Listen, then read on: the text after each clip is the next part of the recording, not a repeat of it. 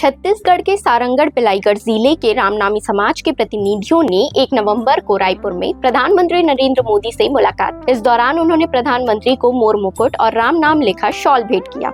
दरअसल समाज के लोग मंच पर प्रधानमंत्री को मोर मुकुट पहनाना चाहते थे, लेकिन सुरक्षा कारणों से उन्हें मंच तक जाने की अनुमति नहीं दी गई। जैसे ही प्रधानमंत्री मोदी को इसकी जानकारी मिली, उन्होंने सुरक्षा कर्मियों से कहा कि उन्हें आने दे।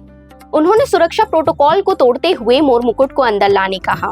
इस दौरान पीएम ने मंच पर मोर मुकुट पहना और उनसे चर्चा भी की। इस पूरे घटनाक्रम का वीडियो सोशल मीडिया पर तेजी से वायरल हो गया।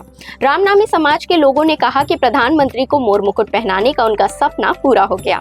उन्होंने बताया कि लोकसभा चुनाव के दौरान उनकी पीएम मोदी से मुलाकात हुई थी।